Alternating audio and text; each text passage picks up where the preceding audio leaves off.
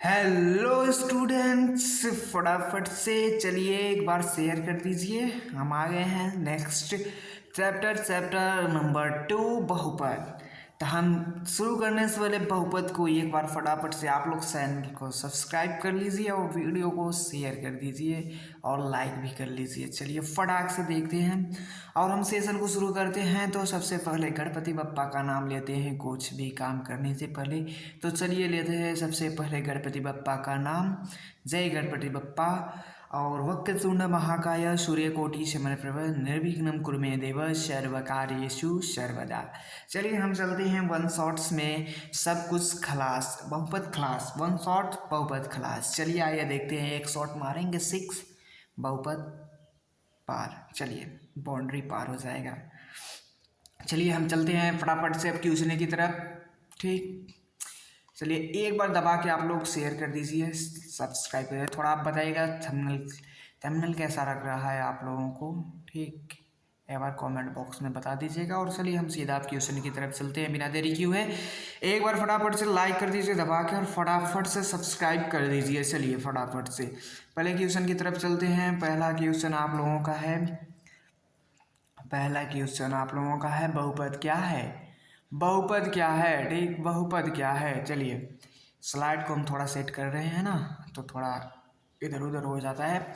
तो फटाक से आप लोग बहुपद बताइए क्या होता है। बहुपद क्या होता है। चर अचर के गुणांक तथा जो है ऋणोत्तर घातांक के जोड़ को घटाव या गुणन की क्रिया वाले बीजगणितीय व्यंजक को बहुपद कहा जाता है। किसे, चर और अचर के ऋणोत्तर घातांक या जोड़ घटाव या गुणन की क्रिया को, ठीक, गुणा करने की क्रिया को बीजगणितीय व्यंजक को बहुपद कहा जाता है। बीजगणितीय व्यंजक को बहुपद कहा जाता है। ये अर्थात कहें तो यह धनात्मक और ऋणात्मक चिन्हों के कई बने पदों के व्यंजक के बहुपद कहते हैं। ठीक, यानी कि कई प्रकार, मतलब कि धनात्मक में और ऋणात्मक में जो चिन्ह के कई पद होते हैं व्यंजक, वही होते हैं बहुपद। ठीक, अर्थात जैसे कि a प्लस ए स्क्वायर गुणे प्लस A2 का square x square A3 x cube जो है dot dot dot dot ten तक कैसे जाएगा एन एक्स की पावर n के रूप में रहने वाले व्यंजक को बहुपद कहते हैं। ठीक, जहाँ की होता है कि a और a1 और a2 और a3, ठीक, फिर an अचर वास्तविक संख्या होती है। क्या होती है, अचर वास्तविक संख्या होती है। और n जो होती है कि जो क्या होता है कि जो होता है कि ये a1 a2 a3 अचर वास्तविक संख्या होती है। ठीक, और जो n होता है वह पूर्ण संख्या होती है। क्या, वह पूर्ण संख्या। ठीक, जैसे कि देखें हम 2x5 power plus 3xy power cube है प्लस 6x स्क्वायर। ठीक, दिख रहा होगा आप लोगों को। फिर दूसरा है 2y cube plus 4y square plus y और z। ठीक, और दिया है आप लोगों का 7x 6y plus 3x square y x square minus 5yx। ठीक, 5yx। अब चलिए हम चलते हैं बीजीय बहुपद। बीजीय बहुपद क्या है, बीजीय बहुपद को देखेंगे। बीजीय बहुपद क्या है, ठीक, बीजीय बहुपद क्या है। बीजीय बहुपद जिसे हम क्या कहते हैं, एल्जेब्रिक पॉलिनोमियल कहते हैं। ठीक, चर एवं अचर बहुपदों को मिला लेने से पद प्राप्त होते हैं, उन्हें हम क्या कहते हैं, बीजीय बहुपद कहते हैं। क्या कहते हैं, बीजीय बहुपद कहते हैं। जैसे कि x-7 x + 24 या y+1 आदि। ये क्या है, ये क्या है, दो एक चर और वह अचर बहुपदों को मिला लेने पर, ठीक, मिला लेने पर जो पद प्राप्त होते हैं, जो पद क्या होते हैं, प्राप्त होते हैं, उसे हम बीजीय बहुपद कहा जाता है। ठीक, बीजीय बहुपद कहा जाता है। तो बीजीय बहुपद कितने प्रकार के होते हैं, चलिए देखते हैं। बीजीय बहुपद होते हैं आप लोगों के, बीजीय बहुपद होते हैं मुख्यतः दो प्रकार के होते हैं। कितने प्रकार के बीजीय बहुपद होते हैं, मुख्यतः दो प्रकार के होते हैं। पहले ही बताया है, एक चर, अचर और चर।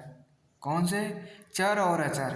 ठीक, तो हम अचर को पहले देखेंगे। आइए देखते हैं अचर क्या होता है। अचर बहुपद, अचर बहुपद का अर्थ है ऐसा पद जिसका मान बदलता नहीं है। क्या है, अचर बहुपद वो होते हैं जिसका मान बदलता नहीं है, अर्थात ऐसा पद जिसका मान हमेशा स्थिर रहता है, मतलब बदलता नहीं है, एक ही रहता है, उसे अचर बहुपद कहते हैं। ठीक, अचर बहुपद वास्तविक या काल्पनिक संख्या दोनों हो सकती है। वास्तविक संख्या भी हो सकती है और काल्पनिक संख्या भी। अगर आप लोगों को वास्तविक और काल्पनिक संख्या नहीं मालूम है तो आप लोग, मेरा सबसे फर्स्ट चैप्टर आप लोगों को वास्तविक संख्या था, वास्तविक संख्या के साथ पूरा वीडियो आप लोगों को लाइव में दिखेगी। ये रिकॉर्डेड फॉर्म में है वीडियो, लेकिन वो लाइव वाले ऑप्शन में आप लोगों को दिखेगी। जाइए फटाफट से पहले उस चैप्टर को आप लोग कंप्लीट करिएगा, फिर इसको देखिएगा, ताकि बहुत अच्छी तरीके से आप लोगों को समझ में आएगा। ठीक, चलिए देखते हैं क्या दिया है। अचर बहुपद वास्तविक संख्या भी हो सकती है और काल्पनिक संख्या भी होती है। ठीक, दोनों हो सकते हैं, तथा अचर बहुपद का घातांक शून्य नहीं होता, जो उसका घातांक होता है वो शून्य नहीं होता है। ठीक, यानी कि देखो, काल्पनिक संख्या होती है अंडर रूट में, ठीक, वास्तविक संख्या होती है 2 3 4 5 6 अनंत जाती है, काल्पनिक वास्तविक संख्याएं होती है। ठीक, और जो होती है काल्पनिक संख्या जो हम सीधी कल्पना कर सकते हैं, वैसी संख्याएं। ठीक, चलिए हम जैसे कि देख सकते हैं 1 2 3 4 5 इत्यादि अचर बहुपद हैं, क्योंकि इसका मान सदैव स्थिर रहता है। इन सब का मान क्या होता है, सदैव स्थिर रहता है। इनको हम बदल नहीं सकते हैं। क्या करते हैं, इनको हम कभी बदल नहीं सकते हैं। और जो चर बहुपद होते हैं, चर बहुपद का अर्थ होता है कि ऐसा पद जिसका मान बदलता रहता है, अर्थात ऐसा पद जिसका मान ज़रूरत के अनुसार बदलता है, या ज़रूरत के अनुसार बदलता रहता है, उसे हम क्या कहते हैं, चर बहुपद कहते हैं। उसे हम चर बहुपद कहते हैं। चर बहुपद को x y z द्वारा सूचित किया, किस द्वारा, x y और z द्वारा जो है सूचित किया जाता है। चर बहुपद कभी काल्पनिक नहीं हो सकते, यानी कि अंडर रूट में नहीं हो सकता। ठीक, चर बहुपद। चलिए हम नीचे देखते हैं, जैसे कि x = 2y+4। ठीक, 2y+4, यहाँ क्या है, y का मान ज़रूरत अनुसार बदल सकता है, ज़रूरत पड़ी तो y का मान बदल सकता है, इसीलिए यह चर बहुपद का उदाहरण है। ठीक, एक एक टॉपिक आप लोगों को इसलिए लिख कर लाते हैं ताकि आप लोगों को अच्छे से समझ में आए और आप लोग अच्छी तरीके से नोट्स बना सके। नहीं तो हमको भी आना है, 2 4 हेडिंग लगवा देंगे एक बार, इसके बाद करते जाएंगे, लिखेंगे नहीं। आप लोग सुनते जाएंगे चुपचाप वीडियो को, आप लोग नोट डाउन नहीं करेंगे। इस तरह आप लोग नोट डाउन भी करते जाएंगे, पढ़ते भी जाएंगे। ठीक, और आप लोगों को जो है केमिस्ट्री की भी क्लास फर्स्ट की वीडियो आप लोगों को अपलोड हो गई है, जाइए उसे भी देखिए। ठीक, और नेक्स्ट जो है क्लास अपलोड होने वाली है, तो 2 ही वीडियो में आप लोगों का जो है चैप्टर 1 ख़त्म हो जाएगा, उस पर भी। तो उसमें भी आप लोग ज़्यादा से ज़्यादा प्यार करिए, ज़्यादा से ज़्यादा लाइक करिए, शेयर कर दीजिए उस वीडियो को, ताकि सभी लोगों के पास वीडियो पहुंच सके, और इस वीडियो को भी आप लोग शेयर कर दीजिए। ठीक, अब हम अगली हेडिंग देखेंगे, बहुपद की पहचान। ठीक, बहुपद की पहचान, हम बहुपद को पहचाने तो पहचाने कैसे, बहुपद को हम पहचाने कैसे। ठीक, चलिए आइए देखते हैं बहुपद को हम कैसे पहचाने, आखिर हम कैसे पहचाने बहुपद को। यदि किसी व्यंजक के सभी पदों, ठीक, यदि किसी व्यंजक के सभी पदों का घात एक धनात्मक पूर्णांक होता है तो क्या कहते हैं, हम उस बहुपद को, तो हम बहुपद कहते हैं। जब किसी व्यंजक का सभी जो पद होते हैं वो धनात्मक पूर्णांक होते हैं तो उन्हें हम बहुपद कहते हैं। ठीक, बहुपद की पहचान इस तरह की जाती है। दूसरे शब्दों में यदि किसी व्यंजक का घात भिन्न ऋणात्मक पूर्णांक या अपरिमेय संख्या होता है तो वो बहुपद नहीं कहलाता है, नहीं कहलाता है। अगर कोई बहुपद होगा वो भिन्न में होगा। बहुपद वैसे भिन्न में होते ही नहीं है। ठीक, तो समझने के लिए मैं बोल रहा हूँ कि अगर कोई भी संख्या होगी भिन्न में होगी, ऋणात्मक में होगी या पूर्णांक होगी, पूरी तरीके से पूर्णांक होगी, यानी कि 0 से लेके 1। देखो अब समझा देता हूँ।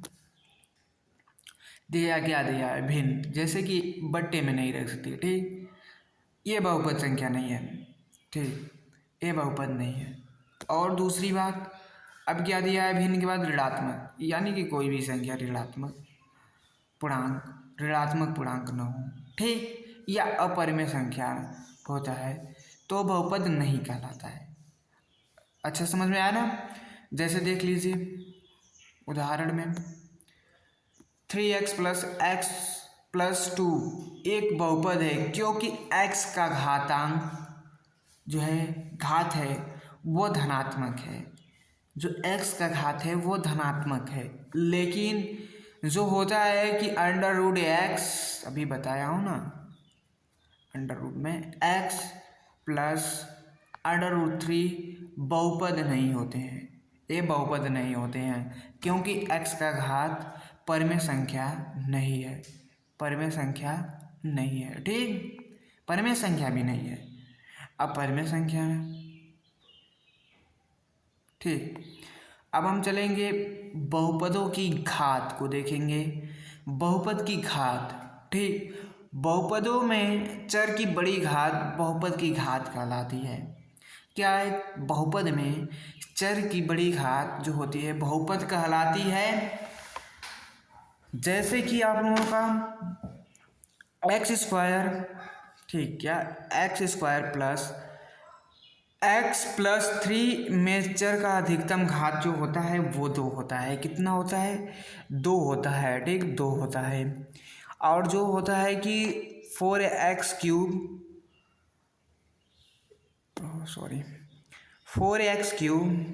+ 2x + 5 जो है इसमें चर की अधिकतम संख्या कितनी है? 3 है। कैसे पहचानेंगे?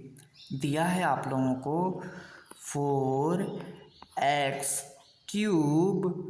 + 2x + 5, तो इसमें चर की अधिकतम संख्या क्या है? 3। ये चर हैं। चर की अधिकतम संख्या कितनी होती है? मतलब इसमें कितनी है? चर की अधिकतम जो है घात कितनी है या सीमा कितनी है? अधिकतम घात सीमा कितनी है? तो वो 3 है।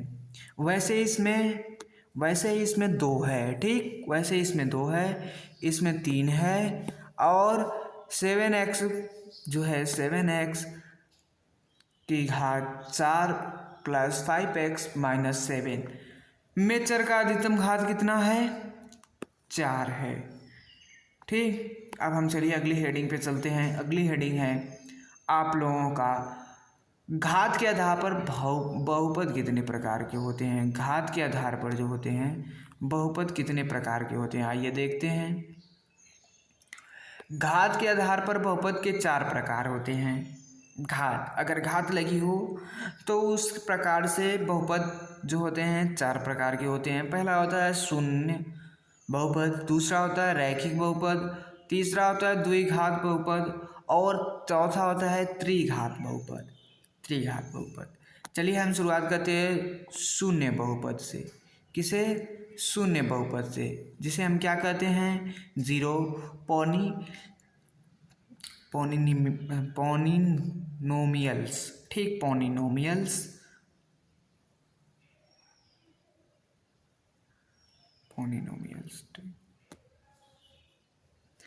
शून्य बहुपद, ठीक, P कोष्टक में x है ना, आप लोगों को x दिख रहा है। इक्वल टू जीरो को शून्य बहुपद कहते हैं क्योंकि इसका घात बताया नहीं जा सकता है। जीरो की घात होती है, जीरो की घात होती है नहीं होती है, जीरो की घात नहीं होती है। तो हम कैसे बता सकते हैं जो है हम शून्य बहुपद जो है बहुपद को कैसे पहचान सकते हैं? शून्य होता है, शून्य की घात नहीं होती है। ठीक, अब हम रैखिक बहुपद को देखेंगे। रैखिक बहुपद यानी कि हम लीनियर पॉलिनोमियल्स कहते हैं जिन्हें। ठीक, ऐसी बहुपद जिसकी घात एक हो उसे हम रैखिक बहुपद के नाम से जानते हैं, जैसे कि x+5 इक्वल टू 8। यहाँ x की घात जो होते हैं एक है, लेकिन यह रैखिक बहुपद है। क्या है? x की घात होती है। x हमेशा धनात्मक में होता है। ऊपर बताया है ना, x धनात्मक में है। आप लोग देखे होंगे, थोड़ा एक बार अगर नहीं देखे होंगे तो थोड़ा पीछे कर लीजिए, फिर से देखिए। x धनात्मक में है, धनात्मक में होगा तभी ना उसकी घात होगी। तो क्या है? x की घात जो है एक है, तो ये रैखिक बहुपद है। ठीक, तथा ax+4 जहाँ होता है कि a=not 0 आदि। ठीक, अब हम त्रिघात बहुपद को देखेंगे। त्रिघात बहुपद क्या है? ठीक, त्रिघात बहुपद यानी हम जिसे कहते हैं क्वाड्रेटिक पॉलिनोमियल्स। जिस बहुपद में चर की घात दो हो उन्हें हम द्विघात बहुपद कहते हैं। जिसमें चर की घात दो हो, चर, चर, अचर। ठीक, चर, अचर। देखिए जैसे कभी उदाहरण में आप लोग समझ लेंगे, इसीलिए सारे स्लाइड से स्लाइड एकदम लाइन बाई लाइन आप लोगों के लिए लेकर आया हूँ। ठीक, तो जैसे x² + 4 = 7, समझिए। x² + y = 6। यहाँ क्या है? यहाँ x की घात भी 2 है, इसीलिए द्विघात बहुपद है। क्या है? ये द्विघात बहुपद है। ये x की पावर कितनी है? 2 है ना, x की घात 2 है। तो यहाँ क्या है? x की घात 2 है, तो ये क्या है? द्विघात बहुपद है। x² + y² = 12। यहाँ x y की घात कितनी है? x और y की कितनी घात है? 2। कितनी है? 2। और 12 कैसे आएगा आप लोग सोचे होंगे ना। इसका गुणा इसमें करते हैं तो कितना होगा? 6 दूना की 12। ठीक, अब हम देखते हैं त्रिघात बहुपद। त्रिघात बहुपद कौन सी बहुपद होती है? जिसे हम क्यूबिक पॉलिनोमियल्स कहते हैं। पॉलिनोमियल्स कहते हैं त्रिघात बहुपद। त्रिघात बहुपद नाम से जानते हैं। जिस बहुपद में चर की घात जो है 3 है उन्हें हम त्रिघात बहुपद कहते हैं। जैसे कि x³ + 3 = 8। यहाँ जो है x की घात है 3। x की घात दिख रहा है ना, x की घात 3 है। x की घात 3 एक त्रिघात बहुपद है। ठीक, तथा x³ + y² - z = 9। ठीक, यहाँ क्या है? यह भी त्रिघात बहुपद है क्योंकि x की घात का है 3 है। ठीक, x की घात 3 है तो त्रिघात बहुपद है। x की घात 2 है तो द्विघात बहुपद है। अगर x है, x नॉर्मली x आप लोगों को है, जैसे कि यहाँ पर x+5 तो रैखिक बहुपद है। ठीक, और 0 0 तो समझ में आ गया होगा। अब हम चलेंगे चर की संख्या के आधार पर बहुपद कितने प्रकार के होते हैं। चर की संख्या के आधार पर, चर की संख्या के आधार पर, यार क्या हो जा रहा है? चर की संख्या के आधार पर बहुपद 3 प्रकार के होते हैं। एक चर वाले बहुपद, दो चर वाले बहुपद, तीन चर वाले बहुपद। ठीक, एक चर वाले बहुपद, दो चर वाले बहुपद, तीन चर वाले बहुपद। एक चर वाले बहुपद को देखते हैं। ऐसे बहुपद जिनमें सिर्फ एक चर हो वह एक चर वाले बहुपद कहलाते हैं, जैसे कि x+3 = 9। ठीक, x+3 = 9 एक चर वाला बहुपद क्यों बहुपद है क्योंकि इनमें चर जो है ए है। क्या है? चर ए है। ठीक, आप दो चर, आप लोग कक्षा 9th में भी पढ़े होंगे, बहुपद आता है पार्ट। ठीक, कक्षा जो है दूसरा क्या है? दो चर वाले बहुपद क्या हो? ऐसे बहुपद जिनमें दो चर हों उन्हें हम दो चर वाले बहुपद कहते हैं। जैसे कि x + y = 5, यह दो चर वाला बहुपद है। यह दो चर वाला बहुपद है। क्या दिया है? x + y = 5, यह दो चर वाला बहुपद है। ठीक, और एक चर वाला बहुपद क्या है? x + 3। ठीक, यहाँ चर कौन से होते हैं? चर। ठीक, चलिए हम तीन चर वाले बहुपद को देखेंगे। चर बता भी दिया। ठीक, कंफ्यूज मत होना आप लोग, चर बता दिया कौन चर होते हैं। तीन चर वाले बहुपद, ऐसे बहुपद जिनमें तीन चर होते हों वह तीन चर वाले बहुपद कहलाते हैं। जैसे कि x एक चर, y एक चर और z एक चर। तो क्या है? x + 2y + 3z = जो है 16। यह तीन चर वाले बहुपद हैं। आप समझ में आ गया होगा काफ़ी अच्छी तरीके से। अब हम बहुपद का शून्यक देखेंगे। ठीक, बहुपद का शून्यक, किसी बहुपद के चर के वे सभी मान जो बहुपद को शून्य के बराबर कर दे वह बहुपद शून्यक कहलाता है। ठीक, जैसे कि ax + b का शून्यक -b जो है बटे a होगा। ठीक, बहुपद के शून्यक एवं गुणांक के संबंध देखेंगे। ठीक, इसमें रैखिक बहुपद का शून्यक देखेंगे। ठीक, px = ax + b, जहाँ की a = 0 हो तो px का शून्यक 1 होता है। ठीक, और रैखिक बहुपद का शून्यक जो है माइनस जो है b बटे a, तो माइनस अचर पद बटे x का गुणांक होता है। ठीक, अब हम द्विघात बहुपद शून्यक देखेंगे। चलिए, क्या दिया है? px = ax² + bx + c, जहाँ की =0, a =0, इसको =0 करते हैं 0 है। बहुपद द्विघात बहुपद के दो होते हैं, उन्हें हम ग्रीक अक्षर में अल्फा, ठीक, और बीटा से व्यक्त किया जाता है। किसे? =0, 0 हैं। बहुपद के दो होते हैं जिन्हें हम ग्रीक भाषा में क्या कहते हैं?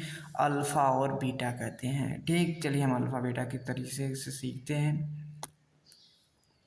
शून्यक कोष्ठक में देखिए, हम कोष्ठक नहीं बोलेंगे, सीधा बोलते जाएंगे। ठीक, कंफ्यूज मत होना कि इनको नहीं कुछ आता है। ठीक, ऐसी बातें मत कभी मन में लाना। ठीक, alpha beta = -b plus minus √b -4ac जो है 2a। शून्यकों का एक फल होता है अल्फा + बीटा -b बटे a अचर x का गुणांक। ठीक, शून्यकों का गुणनफल क्या होता है? c/a का अर्थ है कि अचर बटे x का गुणांक होता है। तो क्या होगा? ax² जो है ax² + bx + c और a-x और जो है अल्फ़ा, उसे अल्फ़ा बोलते हैं। ठीक, ए नहीं, ए तो इस तरह आप लोगों को दिख रहा होगा, ए इस तरह, अल्फ़ा इस तरह। ठीक, तो कंफ्यूज मत होना, अल्फ़ा -x और बीटा -x। ठीक, अब हम त्रिघात बहुपद के शून्यक को देखेंगे। त्रिघात बहुपद के शून्यक क्या होते हैं? px = ax³ + bx² + cx + d, जहाँ की a = 0 है। त्रिघात बहुपद के लिए जो है शून्यक होते हैं जिन्हें हम क्रमशः अल्फा और बीटा और जो है गामा से व्यक्त करते हैं। गामा, ठीक, गामा से व्यक्त करते हैं। चलिए आइए देखते हैं इस पर भी।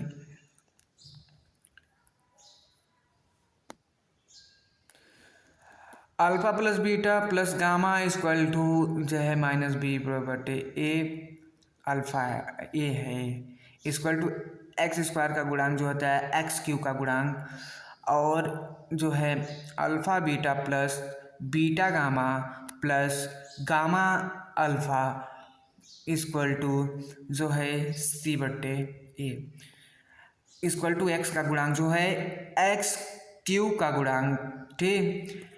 अल्फ़ा बीटा गामा अचर इक्वल टू अचर पद, ठीक, एक्स क्यू का गुणांक है, ठीक। अब हम चलेंगे शेषफल प्रमेय को देखेंगे। क्या? शेषफल, जिसे हम रिमाइंडर थ्योरम जो है थ्योरम कहते हैं, ठीक, जो भी कहते हो, इंग्लिश थोड़ी मैनेज कर ले लो। यदि पी एक्स एक बहुपद है जिसको घात जो है कि n बढ़ते क्रम में 1 हो तथा इसको x-1 से भाग दिया जाता है तो शेष PA होता है, जैसे कि x-A इक्वल टू 0, इसीलिए x इक्वल टू A है, ठीक। नोट में देखें तो किसी बहुपद Px में जो है x प्लस A से भाग देने पर जो है शेषफल P-A होती है, P-A होती है, ठीक। किसी बहुपद Px में ax में प्लस b में भाग देने पर शेषफल P जो है कोष्टक में -b/a होता है। यदि Px एक या एक से अधिक घात वाला कोई बहुपद है तो a का वास्तविक संख्या है, तब यदि Px का रैखिक बहुपद जो होता है कि कोष्टक में x माइनस a से विभाजित किया जाए तो शेषफल जो बचेगा P कोष्टक में a होता है, ठीक। अब हम गुणनखंड प्रमेय को देखेंगे। कितना बचा है? और हाँ, ज़्यादा नहीं बचा है। गुणनखंड प्रमेय को देखेंगे, ठीक। गुणनखंड प्रमेय क्या होता है?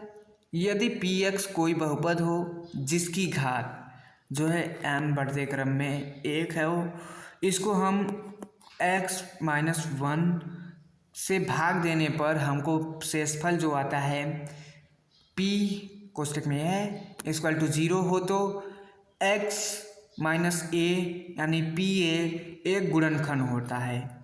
यदि हमें किसी बहुपद का गुणनखंड पता है तो हम शून्य ज्ञात कर सकते हैं। क्या? अगर हम किसी भी गुणनखंड पता हो, ठीक, किसी भी बहुपद का गुणनखंड हमको पता हो तो हम शून्य ज्ञात कर सकते हैं। उदाहरण में आप लोग देखते चलिएगा, ठीक। थोड़ा उदाहरण में आप लोग ज़्यादा ध्यान दीजिएगा। जांच करें x-3 बहुपद में क्या है, x³ है -3x² प्लस 2x-6 का एक गुणनखंड है, ठीक। तो हल क्या होगा? Px equal to x³ -3x² plus 2x-6, ठीक। और इसके बाद हम जानते हैं कि यदि जो है x-3 और Px एक गुणनखंड है तो उसका जो है कि शेषफल 0 होगा, ठीक। इसका शेषफल क्या होगा? 0 होगा, 0 होगा। तो x-3 का शून्यक जो होता है x-3 इक्वल टू 0 होगा, तब क्या है, तब x इक्वल टू 3 तो Px में जब Px में हम x इक्वल टू 3 को रखने पर देखेंगे क्या होता है। तो क्या होगा?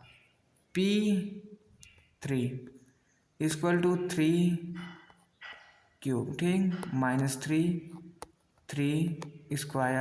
प्लस 2 3 -6, ठीक, -6। तो इसके बाद आगे क्या होगा? P3 equal to 27। 3 का क्यूब कितना होता है? 27। और 3 का स्क्वायर कितना होता है? 9, ठीक, -3 है, 9 और प्लस 6 -6 ठीक, समझते जाना। P3 27, अब 3 9 के 9 9 दूनी 18 9 3 कितना होगा 27। ठीक, +6 - 6। अब क्या होगा 27 में से 27 चला जाएगा तो 0 हो जाएगा। 27 में से 27 चला जाएगा 0 बचेगा। और +6 - 6 है तो 6 में से 6 जाएगा तो क्या बचेगा 0, यानी कि P3 = 0 बचेगा। ठीक, अब शेषफल 0 प्राप्त हुआ, इसीलिए x - 3 बहुपद Px का गुणनखंड है। ठीक, अब हम परिमेय व्यंजक किसे कहते हैं वो देख लेंगे। परिमेय व्यंजक, यदि Px और Qx दो बहुपद हों, Qx = 0 तो Px बटे Qx का परिमेय व्यंजक कहा जाता है। ठीक, तो यहाँ पर आप लोगों को थोड़ा समाप्त होता है चैप्टर। आप लोगों को अच्छे समझ में आया होगा, नहीं आया होगा आप लोग कमेंट बॉक्स में बता दीजिएगा। वैसे मैंने बहुत अच्छे तरीके से बताया है, तो कुछ इम्पॉर्टेंट जो है कि फैक्ट्स हैं उन्हें हम थोड़ी जल्दी जल्दी देख लेंगे। ठीक, बहुपद को घात के बढ़ते क्रम या घटते क्रम लिखना बहुपद का मानक रूप कहलाता है। ये सब बहुत अच्छी चीज़ें हैं। ठीक, थोड़ा हम शॉर्ट्स में कर दे रहे हैं, महत्वपूर्ण तथ्य आप लोगों का फैक्ट। तो बहुपद को घात के बढ़ते या घटते क्रम में लिखना बहुपद का मानक रूप कहलाता है। बहुपद के चर की सबसे बड़ी घात बहुपद की घात कहलाती है। दो बहुपद का योगफल, अंतर और गुणनफल हमेशा एक बहुपद होता है, लेकिन दो बहुपदों का भाग हमेशा बहुपद नहीं होता है। ठीक, तीसरा है द्विघात बहुपद में शून्यकों की संख्या 2 होती है, जिन्हें हम अल्फा और बीटा कहा जाता है। और त्रिघात में बहुपद की संख्या 3 होती है, जिसे अल्फा, बीटा और गामा कहते हैं। ठीक, बहुपद एक परिमेय व्यंजक होता है, लेकिन परिमेय व्यंजक एक बहुपद नहीं होता है। क्या होता है कि प्रत्येक बहुपद होते हैं, जितने भी बहुपद होते हैं सब परिमेय व्यंजक होते हैं, लेकिन जो होते हैं प्रत्येक जो है परिमेय व्यंजक जो होते हैं वह जो है, लेकिन प्रत्येक परिमेय व्यंजक एक बहुपद नहीं होता है। ठीक, और तीसरा पॉइंट, अच्छा 7वां पॉइंट है Px और PQ जो है बहुपद हो तो उसे Px = 0, तो Px बटे Qx एक परिमेय व्यंजक होगा। ठीक, तथा इसे बहुपद तभी होगा जब P जो है Qx और Px का गुणनखंड हो जाएगा। ठीक, गुणनखंड हम नेक्स्ट में आएंगे, गुणनखंड कैसे करते हैं इसमें तो आप लोगों को समझ में नहीं है, लेकिन गुणनखंड पूरी तरीके से कैसे किया जाता है सवालों के थ्रू हम सिर्फ सवालों में बता देंगे। ठीक, दिया है अगला कि Px बटे Qx लघुत्तम रूप में भी कहलाएगा, और Px तथा Qx को महत्तम समापवर्तक HCF 1 होता है। ठीक, चलिए अब इसी के साथ हम सेशन को समाप्त करते हैं। तो एक बार आप लोग दबा के शेयर कर दीजिए ना, एक बार आप लोग स्टूडेंट देखिए, पढ़ाते समय मैं एक बार भी नहीं बोलता हूँ लाइक कर दीजिए, सब्सक्राइब कर दीजिए, लेकिन हम पढ़ा चुके हैं तो आप लोगों का फ़र्ज़ भी बनता है आप लोग अभी के अभी जाएं सब्सक्राइब कर दें चैनल को और वीडियो को शेयर कर दें सभी के साथ। आप लोगों से बहुत निवेदन है, आप लोग बहुत ज़्यादा प्यार दें और जल्दी से जल्दी सब्सक्राइबर फटाफट से पूरा करवाएं। आप लोगों के देखिए वन शॉट सम वास्तविक संख्याएं लेकर आ गए, जिसमें हमने वास्तविक संख्या का एक भी सवाल नहीं छोड़ा। और दूसरा लेकर आ गए हम 1.5 घंटा का वो वीडियो है, और दूसरा बहुपद लेकर आए। बहुपद में सिखाए हैं, अगर आप लोगों को नहीं सीखा होंगे तो उसकी आप लोगों की गलती है, एक बार आप फिर से जो है देख लीजिएगा। लेकिन हम पूरी तरीके से समझाने की कोशिश की है, आप लोग अच्छी तरीके से समझ लेंगे तो आ जाएगा। वैसे हम गुणनखंड की अलग जो है वीडियो लाएंगे, अच्छी तरीके से गुणनखंड कराएंगे। तो चलिए एक बार फटाफट से शेयर कर दीजिए, और जितना प्यार आप लोग हमारे सेशन को देते हैं उतना प्यार आप लोग दूसरे सेशन को भी दिया करें। जैसे मेरे ही क्लास में दूसरे लोग पढ़ाते हैं तो उनको आप भी उतना ही प्यार दीजिए, उनका भी अटेंडेंस लगा लीजिए। अभी देखिए कल का वीडियो अपलोड किए हैं तो आप लोग फटाक से पहले जाइए उसको देख लीजिए, इसको देखने के बाद उसको देख लीजिए। चलिए मिलते हैं, ज़्यादा हम देरी नहीं करते हैं। जय गणपति बप्पा। अब हम चलते हैं। बाय बाय बच्चों, चलते हैं, ठीक।